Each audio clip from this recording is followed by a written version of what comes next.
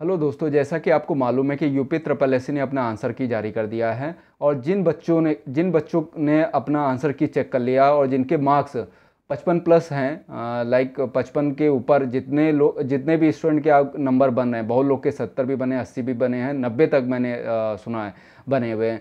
लेकिन मैं बात करूंगा उनको मिनिमम से बात करता हूँ कि जिनके 55 प्लस नंबर बन रहे हैं वो लेखपाल की तैयारी में लग जाए बिना किसी डाउट के। उनको करना क्या है, जिस तरीके से आपने प्री में लगे हुए थे, प्री में आपने हिंदी, रीजनिंग, मैथ, साइंस हुआ, करंट अफेयर्स हुआ, इंग्लिश हुआ, जिस तरीके से आपने प्री के लिए मेहनत करी थी उसी तरीके से आपको मेंस में लेखपाल के लिए भी मेहनत करनी पड़ेगी। इसमें क्या होगा, क्वेश्चंस और अच्छे आएंगे, क्राइटेरिया और बढ़ेगा, नंबर ऑफ क्वेश्चंस भी अच्छे आपको देखने को मिलेंगे। तो आपको करना क्या है, जिस जिस तरीके से आपने प्री में मेहनत करी उसी तरीके से आपको लेखपाल के पीछे पड़ जाना चाहिए। हाँ, दूसरी बात यह है कि आपको जब भी अब जो एग्ज़ाम है आपका लेखपाल का, उसके लिए आपको एक टेस्ट सीरीज जरूर ज्वाइन करनी चाहिए। कोई भी टेस्ट सीरीज आप ज्वाइन कर लीजिए।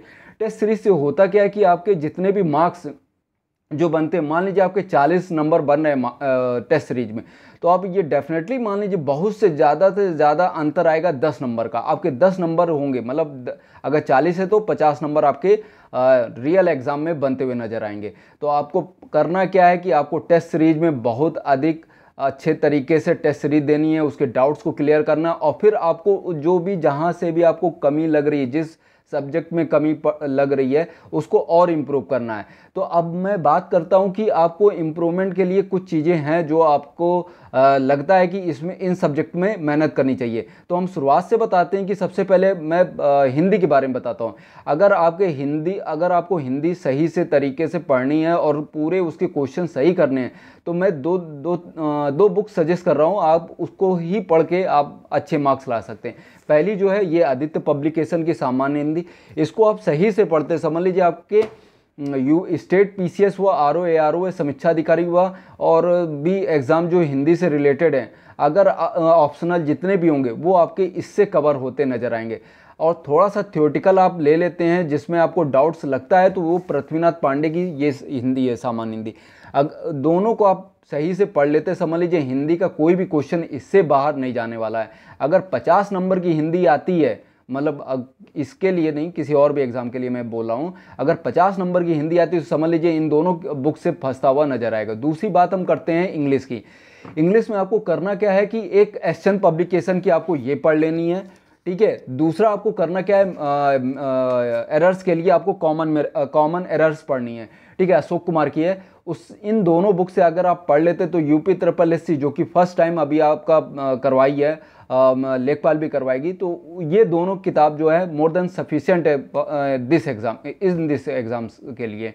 उसके बाद आपको करना क्या है कि इससे पढ़ लिया, इंग्लिश के लिए आपको भी टेस्ट सीरीज, कोई भी आप जो टेस्ट सीरीज लगा रहे हैं उसको लगाइए इंग्लिश में। जहाँ पे भी आपका डाउट फंस रहा है, जैसे एंटोनियम सिनोनियम्स हुआ, या वन वर्ड हुए, या उसके अनसीन पैसेज हुए, वो इस बुक से, मतलब एशियन के बुक से कंप्लीट आपको हेल्पफुल होगी। और एरर्स के लिए मैंने कॉमन एरर बता दिया है। उसके बाद हम बात करते हैं कि जीएस सेक्शन के। जीएस सेक्शन के लिए आपको करना क्या है, पहले प्रीवियस ईयर्स के क्वेश्चंस लगा लेने हैं। प्रीवियस ईयर्स के क्वेश्चन लगाने के लिए आपको सबसे पहले आपको ये यूपी ट्रिपल एससी के आए हुए पेपर्स पूरे लगा डालने हैं।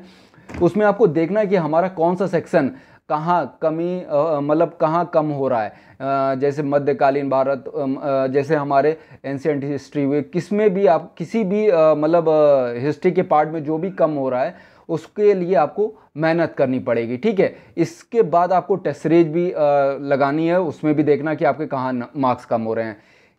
इसको पढ़ने से आपको ये समझ लीजिए कि एक आपको क्राइटेरिया ये पता चल जाएगा कि प्रीवियस ईयर में क्वेश्चंस किस तरीके से पूछे गए थे।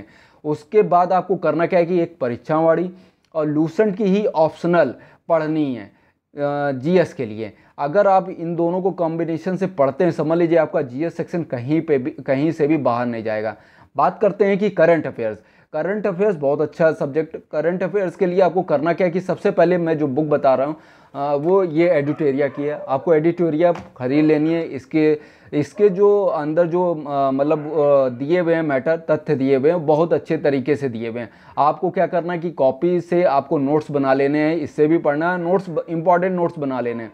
और उसको डे बाय डे रोज़ाना रिवीजन करना है, रटना नहीं है, आपको रिवीजन करना है। अगर इस तरीके से आप अगर पढ़ते हैं करंट अफेयर तो समझ लीजिए करंट अफेयर्स के आपके कोई भी क्वेश्चंस छूटेंगे नहीं। हाँ, दूसरा आपको एक काम और करना पड़ेगा, यूट्यूब से ज़रूर हेल्प लीजिए, लेकिन हर टाइम नहीं, आपको यूट्यूब से थोड़ा ही 1 या 2 घंटे आपको हेल्प लेनी है करंट अफेयर्स के लिए, या कोई भी आपको जो आपका सब्जेक्ट वीक लग रहा है उसके लिए आपको करना है। बस ज़्यादा समय यूट्यूब पे नहीं देना। अगर आप इस तरीके से फॉलोअप करते समझ लीजिए आपका करंट अफेयर्स का क्वेश्चन कहीं पे से भी नहीं छूटेगा। बात करते हैं और अगर और सही से आपको जीएस और तरीके से कंप्लीट, बहुत अच्छे तरीके से कंप्लीट करनी है तो एसएससी की ये वाली आप बुक ले लीजिए। ये आप समझ लीजिए अगर ये आपने पढ़ लिया और पिछला प्रीवियस ईयर्स के क्वेश्चंस पढ़ लिए तो आप मान लीजिए कि जीएस का जो प्री का अभी एग्ज़ाम जो हुआ है यूपी SSC पेट का, उसमें जिस तरीके से क्वेश्चन बने थे लेखपाल में, उससे टफ नहीं बनेंगे। ये दोनों बुक पढ़ने के बाद आपके ये 100 में से 99% आपके इन दोनों बुकों से कवर होते हुए नजर आएंगे। इसके बाद बचता है साइंस। साइंस के लिए आपको करना क्या है कि सामान्य मतलब लूसेंट की साइंस आप एक बार पढ़ लीजिए। उसके बाद परीक्षा वाणी की एनसीईआरटी जरूर से ज़रूर पढ़िए, क्योंकि जो भी अगर एग्ज़ाम टफ भी बनता है तो एनसीईआरटी कवर कर देती है। अगर इस तरीके से आप तैयारी करते हैं, प्रॉपर नोट्स बनाते हैं, तो ये आप मान लीजिए कि आपका लेखपाल 90 तक, अगर 100 नंबर का पेपर हो रहा है मेंस में, अभी तो सिलेबस जारी नहीं किया है, अगर होता है तो आप ये मान लीजिए कि आपका डेफिनेटली आप 90+ हो जाएंगे। ठीक है, इसी तरीके से आपको पढ़ना है, इसी स्ट्रेटजी को फॉलो करना है। रेगुलर आपको एसटी देनी है उसको, हाँ एक ही बार देनी है। मतलब आप देख लीजिए आपको कौन सी एसटी आपको अच्छी लग रही है, जो मतलब ऑनलाइन एसटी देनी है, और उसमें आपके डाउट्स पूरे देख लेने कि कौन सा मेरा पार्ट में कमज़ोर हो रहा है, कौन से क्वेश्चन मेरे छूट रहे हैं, उसी क्वेश्चन पे आपको मेहनत करनी है। इसके बाद बात करते हैं कि मैथ की। मैथ के लिए आपको RS अग्रवाल और SD यादव दोनों पढ़नी है, और उसके पीछे जो ग्राफ के क्वेश्चन है वो पूरे लगा लेने हैं। ग्राफ के क्वेश्चंस आपको कहीं से भी छोड़ना नहीं है। आपको ये अनुमान लग जाएगा कि उसमें कितने तरीके कितने मतलब क्वेश्चंस बन रहे हैं, अटेम्प्ट मतलब नंबर ऑफ क्वेश्चंस कैसे आएंगे।